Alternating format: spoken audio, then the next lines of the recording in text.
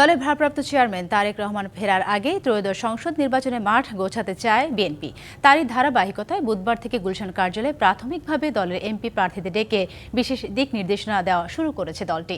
প্রার্থীদের সঙ্গে আজ দ্বিতীয় দিন মতবিনিময় করছেন দলটির শীর্ষ নেতারা। এদিন ঢাকা, ময়মনসিংহ ও ফরিদপুরের সম্ভাব্য ১২০ জন প্রার্থীর সঙ্গে দিনব্যাপী বৈঠক করছে দলটি। রাজধানী গুলশানে বিএনপি চেয়ারপারসনের কার্যালয়ে বৈঠকে খাতভিত্তিক বিশেষজ্ঞদের পাশাপাশি যোগ দেন দলের মহাসচিব সহ দায়িত্বপ্রাপ্ত কেন্দ্রীয় নেতারা। দিনব্যাপী বৈঠকে বিএনপির এমপি প্রার্থীদের করণীয়, প্রচারণা, মনোনয়ন ফর্ম সংগ্রহ, পূরণ ও জমাদান সহ বিভিন্ন বিষয়ে দিক নির্দেশনা দেওয়া হচ্ছে।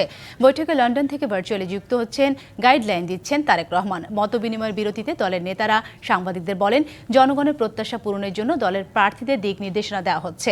তারেক রহমান ফিরলে দেশের ইতিহাসে সবচেয়ে বড় সমাগম হবে বলেও জানান তারা। বিএনপির গুলশান কার্যালয়ে আজ বরিশাল, ঢাকা ও ময়মনসিংহ বিভাগের প্রায় ১০০ প্রার্থীদের সঙ্গে বৈঠক হচ্ছে হাইকমান্ডের। দর্শক, সেখানে আছেন সহকর্মী আনোয়ার হোসেন, সরাসরি যুক্ত হচ্ছে তার সাথে। আনোয়ার, জানাবেন বৈঠকে দল মনোনীত প্রার্থীদের কি বার্তা দিচ্ছে বিএনপির হাইকমান্ড? সাথী, বিএনপির পক্ষ থেকে যে মনোনীত যে প্রার্থী যাদেরকে আসলে ঠিক করা হয়েছে, আমরা সেই জায়গা থেকে যদি বলি, গতকালও এই বৈঠকটি হয়েছে, আজকেও বৈঠকটি চলছে। এটি ঢাকা, ময়মনসিংহ, ফরিদপুর থেকে আজকে বিএনপি মনোনীত প্রার্থী আমরা যতটুকু সংখ্যা আছে আনুমানিক ১২০ জনের মতো আজকে এই বৈঠকে উপস্থিত হয়েছেন। আমরা দেখেছি, নিশ্চয়ই আপনি খবরেও যেটি দেখাচ্ছিলেন, যে এই যে বৈঠকটি চলছে সেই বৈঠকে আসলে মূলত যে বিষয়টি হচ্ছে যে এই যে দেশব্যাপী যে মনোনয়ন যাদেরকে দেওয়া হয়েছে বিএনপির পক্ষ থেকে দলীয়ভাবে, তো তাদের সঙ্গেই মূলত এক ধরনের বৈঠক, এক ধরনের কাউন্সিলিং বলা যেতে পারে। এখানে বিএনপি হাইকমান্ড, বিশেষ করে বিএনপি ভারপ্রাপ্ত চেয়ারম্যান তারেক রহমান, তিনি লন্ডন থেকে ভার্চুয়ালি যুক্ত হন তাদের সঙ্গে। দিন শেষে গিয়ে তাদের সঙ্গে আসলে কথা বলেন। মূলত এখানে বিএনপি স্থায়ী কমিটির সদস্য, বিএনপি মহাসচিব সহ যারা নীতি নির্ধারণী পর্যায়ের যারা নেতা আছেন তাদের সঙ্গেও এই মনোনীত প্রার্থীদের সঙ্গে মূলত এই আলোচনাটি হচ্ছে সামনে নির্বাচনকে সামনে রেখেই মূলত যে কিভাবে প্রচারণা হবে, প্রার্থীদের আসলে কি ভূমিকাটি হবে, মানুষের কাছে যাওয়া, দোরগোড়ায় পৌঁছানো, অর্থাৎ এই যে বিএনপির ৩১ দফা দাবি, সেই সঙ্গে যে বিএনপির ভারপ্রাপ্ত চেয়ারম্যান তারেক রহমান যে এই যে বিভিন্ন সভা সমাবেশগুলোতে তিনি ভার্চুয়ালি যুক্ত হয়ে যে ধরনের বার্তাগুলো দিচ্ছেন, আসলে সেই বার্তাগুলোই মূলত আবার এই প্রার্থীদেরকে একটু স্মরণ করিয়ে দেয়া এবং তাদের সঙ্গে আসলে মত বিনিময় করা, দলের নীতি নির্ধারণী পর্যায় থেকে শুরু করে হাইকমান্ড যে একটা সেই আলোচনাটি চলছে। সামনে আরেকটি দিনে এই আলোচনা অব্যাহত থাকবে, এমন একটি তথ্য আমাদের কাছে আছে। তো দিন শেষে নিশ্চয়ই আরো কোনো তথ্য আমরা যখন বৈঠকটি শেষ হবে তখন আমরা বাকি তথ্যগুলো পরবর্তীতে জেনে নিব। ধন্যবাদ আপনাকে। ২৪শে জুলাই আগস্টে সংগঠিত হত্যাযজ্ঞের ঘটনায় ওবায়দুল কাদের, মোহাম্মদ আলী, আরাফাত সহ ৭ জনের বিরুদ্ধে গ্রেপ্তারি পরোয়ানা জারি করেছে আন্তর্জাতিক অপরাধ ট্রাইব্যুনাল। ২৯শে ডিসেম্বরের মধ্যে নির্দেশ কার্যকর করতে আইনশৃঙ্খলা বাহিনীকেও নির্দেশ দেয় আদালত। প্রসিকিউশন জানিয়েছে, অভিযুক্তরা দলীয় শীর্ষ পর্যায় থেকে অপরাধ সংগঠনের নেতৃত্বের ভূমিকা পালন করছেন।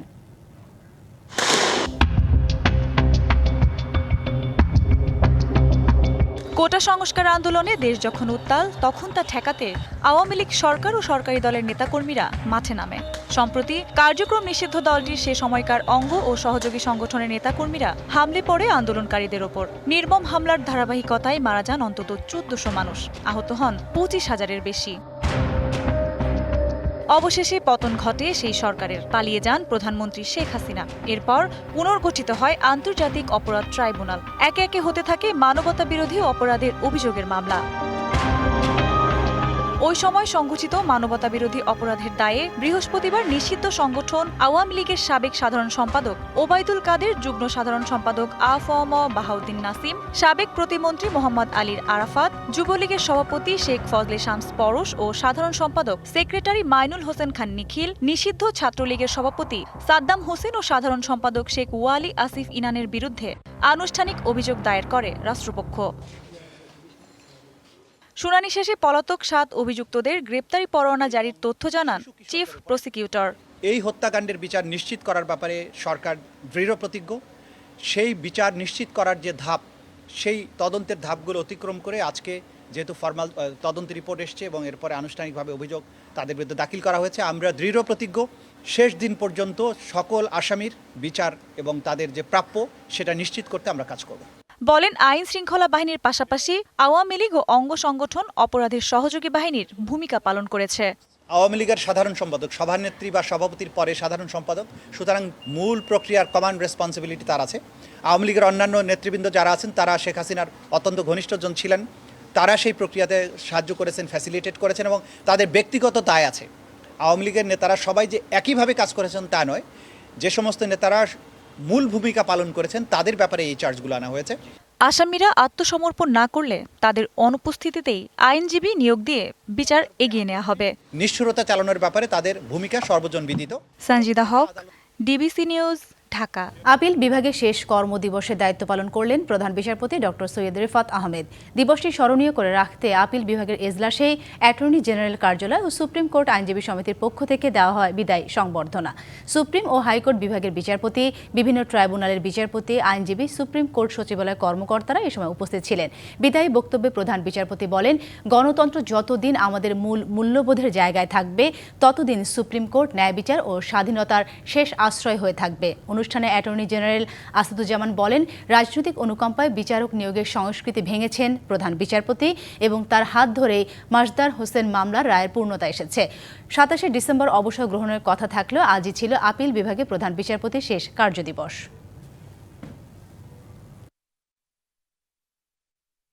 ওনার বক্তব্যের অন্যতম মূল মোদ্দা কথা হলো এই সংবিধান আমাদের মূল ভিত্তি, এই সংবিধানকে কেন্দ্র করেই আমাদের এগিয়ে যেতে হবে। বাংলাদেশের বিচার বিভাগকে আরও বেশি অ্যাক্টিভলি গণতন্ত্র, আইনের শাসন, মানবাধিকার রক্ষার্থে ভূমিকা রাখতে হবে।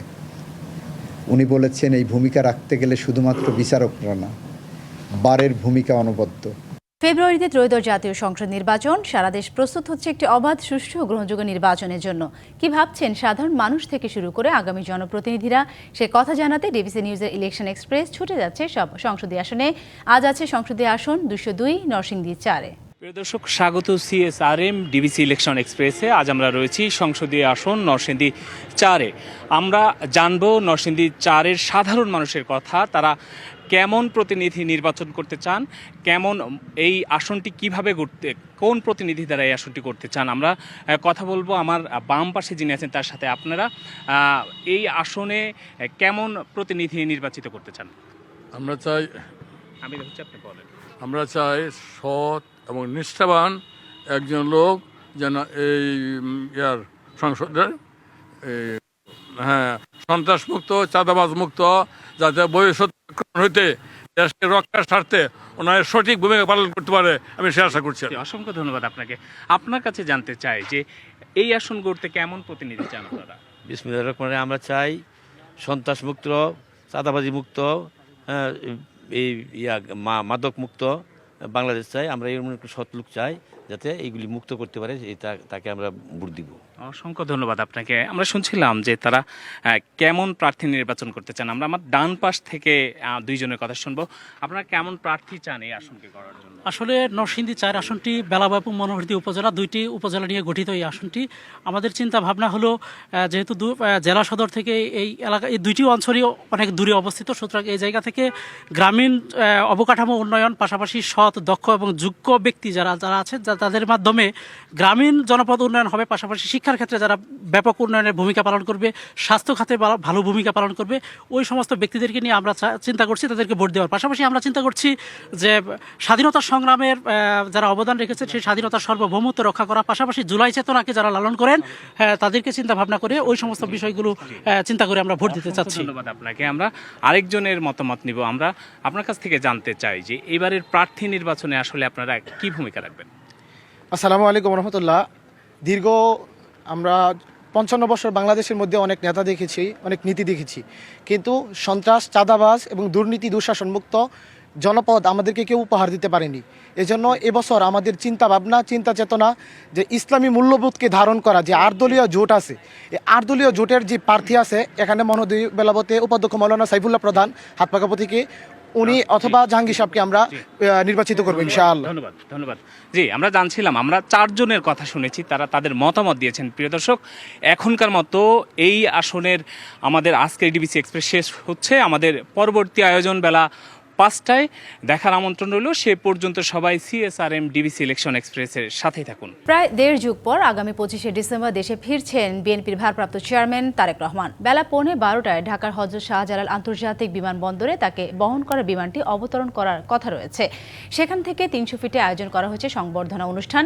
তারেক রহমানের আশা নিয়ে দুপুরে সিভিল এভিয়েশন কর্তৃপক্ষের সাথে প্রস্তুতি বৈঠক করেছেন দলটির সিনিয়র নেতারা।